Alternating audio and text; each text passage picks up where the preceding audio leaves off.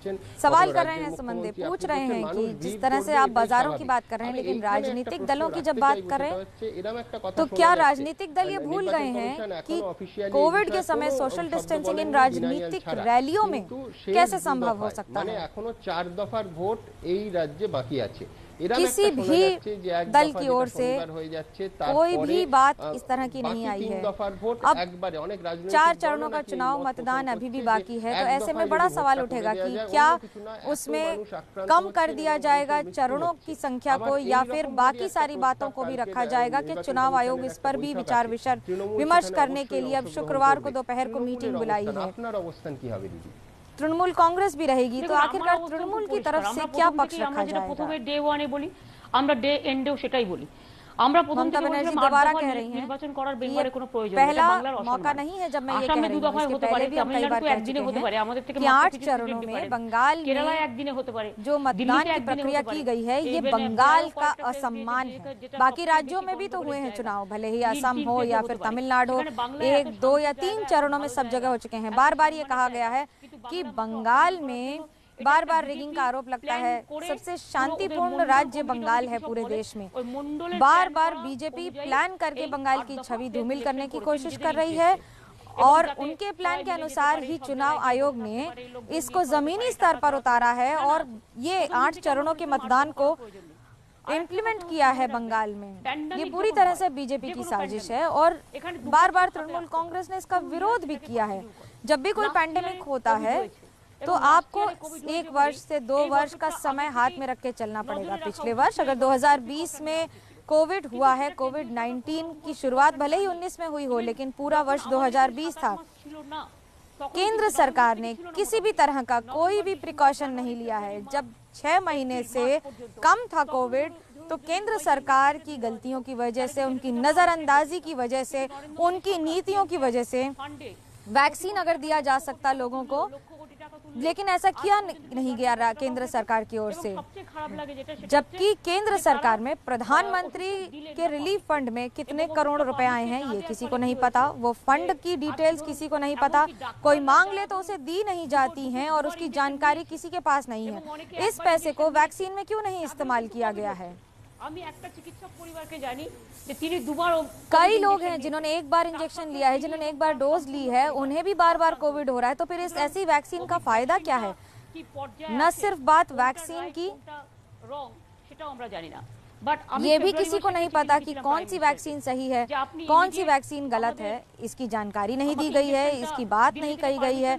मैंने कई बार चिट्ठियां लिखी हैं प्रधानमंत्री को और उनसे पूछा भी है कि आप हमें परमिशन दीजिए कि मैं बिना पैसे के राज्य सरकार के खर्चे पर अपनी पूरी 10 करोड़ जनता को ये वैक्सीन दे दूंगी। लेकिन प्रधानमंत्री ने इसका कोई जवाब ही नहीं दिया।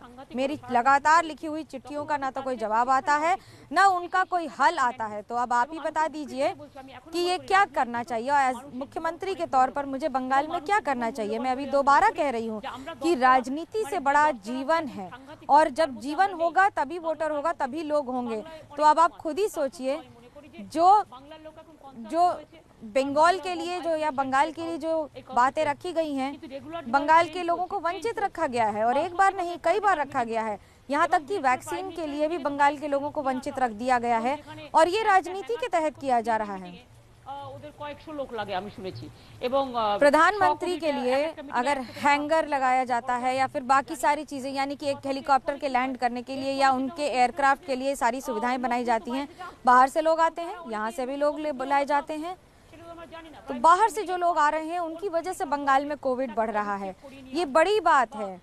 आरोप लगा रही है मुख्यमंत्री ममता बनर्जी सीधे प्रधानमंत्री पर, बीजेपी पर, ये सवाल उठाते हुए कि बार बार कहने के बावजूद बाहर से लोग आ रहे हैं। ये बड़ी प्रॉब्लम है और ये बड़ी समस्या है बंगाल के लिए।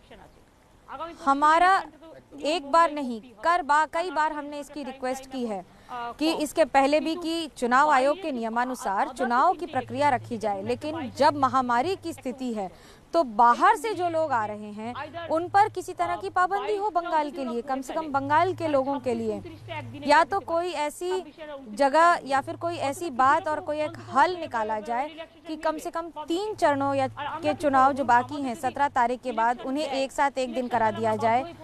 हम क्या कर सकते हैं इसमें? राजनीतिक दल वही करेगा जो चुनाव आयोग कहेगा। हमारे हाथ बंधे हुए हैं, हम मास्क पहन के जाते हैं, लेकिन सब मास्क नहीं पहनते हैं। खासतौर से भीड़ के इलाके में जो लोग रहते हैं वो कई बार कहने के बावजूद, टेस्ट कराने के बावजूद जो हमारे आसपास आते हैं बैठते हैं उनका टेस्ट करवाते हैं हम।